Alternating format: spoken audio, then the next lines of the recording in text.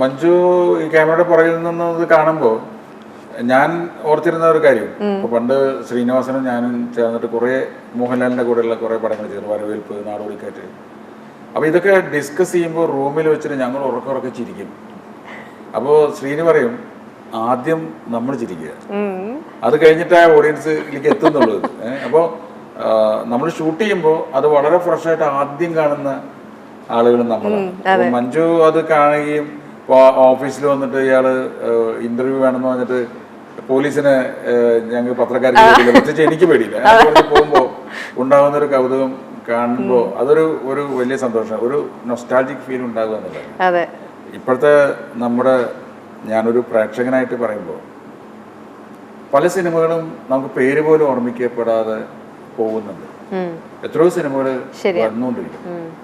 അപ്പൊ എനിക്ക് തോന്നിയ ഒരു കാര്യം, അത് എത്ര പേർക്ക് അതിനോട് യോജിക്കുന്നു എനിക്കറിയാം, ഈ സംവിധാനം എന്ന് പറയുന്നത് പഠിച്ച് ചെയ്യേണ്ട ഒരു ജോലിയാണ്. എന്തുകൊണ്ടാണ് അടൂർ ഗോപാലകൃഷ്ണനും അങ്ങനെയുള്ള ആളുകളൊക്കെ പൂനെ ഫിലിം ഇൻസ്റ്റിറ്റ്യൂട്ടിൽ പോയി പഠിച്ചു, അതല്ലാത്ത ആളുകൾ മറ്റുള്ളവരുടെ സംവിധാന സഹായിയായിട്ട് പഠിച്ചു. ഇപ്പോൾ ഭരതേട്ടനൊക്കെ എത്രയോ സിനിമകൾ ആർട്ട് ഡയറക്ടറായിട്ട് നിന്ന് സംവിധാനം മനസ്സിലാക്കിയിട്ടാണ് PN മേനോനൊക്കെ സിനിമ ചെയ്തിട്ടുള്ളത്. വിൻസെന്റ് മാഷും സേതുമാധവനൊക്കെ അങ്ങനെയായിരുന്നു. ഇന്ന് കുറേയും കൂടിയും വളരെ സിമ്പിളായിട്ട്, വളരെ സില്ലി ആയിട്ട് ആളുകൾ സിനിമയെ സമീപിക്കുന്നത് കൊണ്ടാണോ എന്ന് എനിക്ക് തോന്നിയിട്ടുണ്ട്. കാര്യം പലതും പേരുകൾ കണ്ട് മറിഞ്ഞ് പോകുന്നു.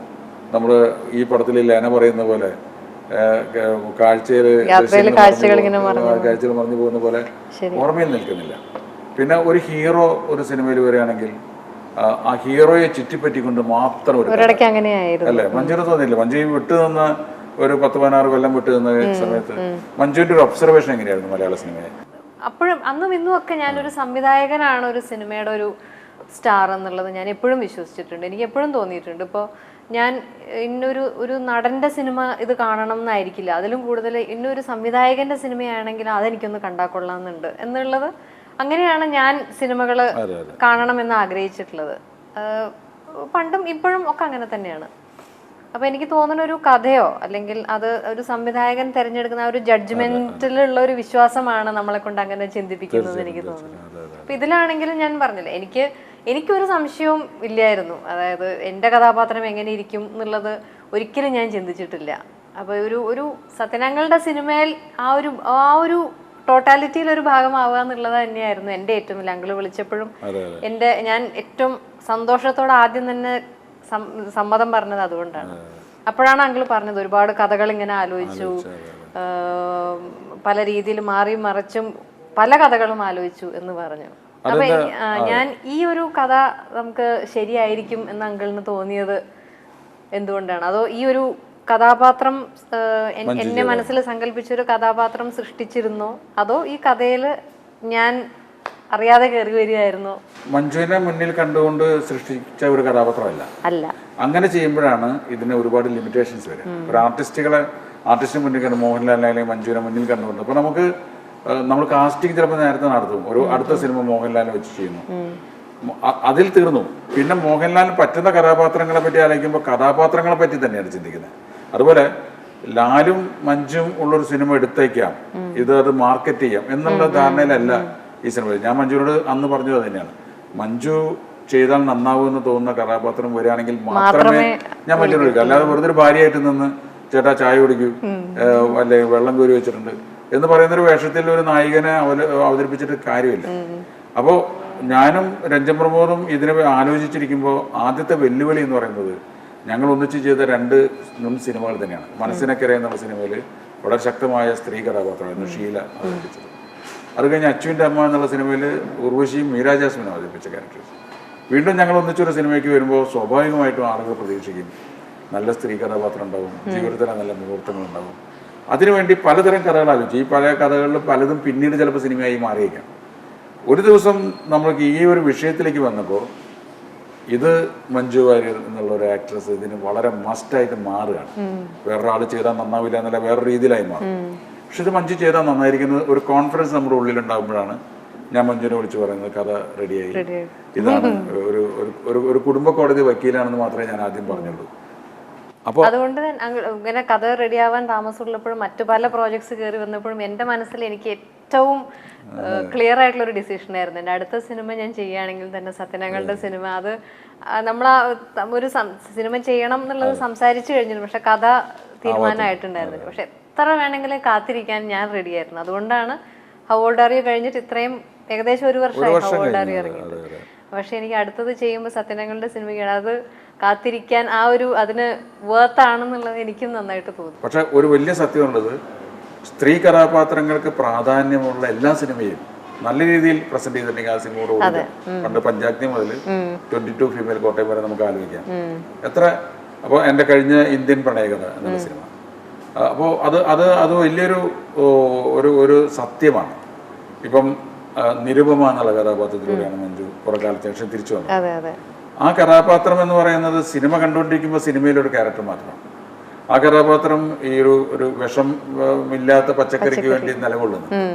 പക്ഷെ സൊസൈറ്റിയിൽ അത് മൊത്തം ഒരുപാട് ആളുകൾ ഏറ്റെടുത്തപ്പോൾ മഞ്ജുവിന് തോന്നിയത് എന്താണ്? എൻ്റെ ഒരു കഥാപാത്രം അത് ശരിക്കും മുൻകൂട്ടി പ്ലാൻ ചെയ്തിട്ടുള്ള ഒരു അങ്ങനെ നമ്മൾക്ക് ഇങ്ങനെ ആൾക്കാരെ കൊണ്ട് പച്ചക്കറി കൃഷി ചെയ്യിക്കണം എന്നുള്ളൊരു ഉദ്ദേശം നമ്മളൊന്നും മനസ്സിൽ പോലും അത് വിചാരിച്ചിട്ടുണ്ടായിരുന്നില്ല. അത് കഥയുടെ ഒരു ഡെവലപ്മെന്റിൽ വന്ന് ആഡ് ചെയ്യപ്പെട്ട ഒരു സീനായിരുന്നു അത്.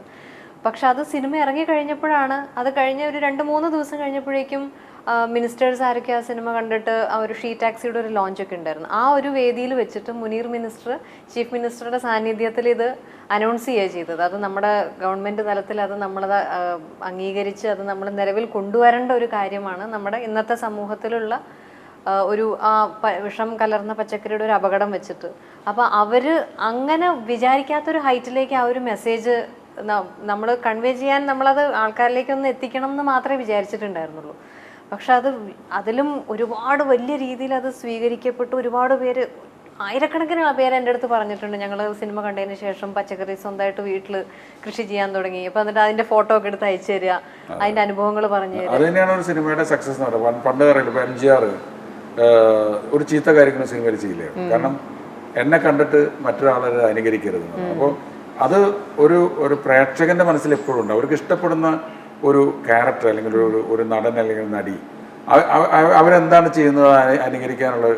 എനിക്ക് തോന്നുന്നു ഇനിയിപ്പോൾ എന്തായാലും ഇപ്പോൾ ഈ ഒരു റോട്ടിൽ ഒരു ഗട്ടറിൽ വീണിട്ട് മഞ്ജുവിൻ്റെ കഥാപാത്രം അഡ്വക്കേറ്റ് അറിയായിട്ട്, പിന്നെ അതിൽ വേറൊരു ഗുണം കൂടി നമ്മൾ അല്ലെങ്കിൽ അതിന് ഒരു മേന്മ കൂടി ആളുകൾ പറഞ്ഞു എൻ്റെ അടുത്ത്. അത് എനിക്ക് തോന്നുന്നു വളരെ പോസിറ്റീവായിട്ട് ആളുകൾ എടുത്തുന്നതാണ്. കാര്യം ഇതിനോട് സമാനമായ ഒരു കാര്യം പണ്ട് തിരുവനന്തപുരത്ത് ക്ലിഫ് ഹൗസിന്റെ മുമ്പിൽ സന്ധ്യ എന്നുള്ള ഒരു പെൺകുട്ടി ഇങ്ങനെ റിയാക്ട് ചെയ്തപ്പോൾ ഒരു പബ്ലിക് ഇഷ്യൂ ആയിട്ട് അത് മാറി. അത് പിന്നീട് രാഷ്ട്രീയവൽക്കരിച്ചു, അത് അതിന്റെ ചീത്തവശം. പക്ഷെ അന്ന് കൊച്ചൗസഫ് ചിറ്റിലപ്പള്ളിയാണ് ആദ്യം തന്നെ അതിനെ പ്രൊമോട്ട് ചെയ്തിട്ട്. അപ്പോൾ ഈ സിനിമയിൽ ഇങ്ങനൊരു സമാന സാഹചര്യം വന്നപ്പോൾ ഞാൻ കൊച്ചൗസഫ് ചിറ്റിലപ്പള്ളി സാറിൻ്റെ അടുത്ത് പറഞ്ഞു, ഒന്ന് താങ്കളുടെ പേര് ഉപയോഗിച്ചിട്ട് ഒരു സീനിൽ താങ്കൾക്ക് വരാൻ സാധിക്കുമോ? അദ്ദേഹം അതിന്റെ സ്പിരിറ്റ് ഉൾക്കൊണ്ട് വന്നു. പക്ഷെ അതില് നമ്മുടെ ഈ അഡ്വക്കേറ്റ് ദീപയുടെ ഒരു സ്റ്റാൻഡ് വളരെ ക്ലിയർ ആയിരിക്കുന്നു. അതുകൊണ്ടാണ് ആളുകൾ എൻ്റെ അടുത്ത് പറഞ്ഞത് എന്ത് നീറ്റായിട്ടാണ് ദീപ അത് ഡീൽ ചെയ്തത്. കാര്യം ഞാൻ താങ്കളെ അഡ്മയർ ചെയ്യുന്നു, താങ്കൾ ചെയ്യുന്ന ജീവകാരുണ്യ പ്രവർത്തനങ്ങളെല്ലാം അവരുന്നത്. പക്ഷെ എനിക്കിപ്പോൾ ആ പാരിതോഷികം വേണ്ട, കാരണം എനിക്ക് അത്യാവശ്യം കേസും ഒക്കെ ഉണ്ട്, എനിക്ക് ജീവിച്ചു പോകാൻ ഇത് മതി. അപ്പൊ അവളുടെ ലോകം എന്ന് പറയുന്നത്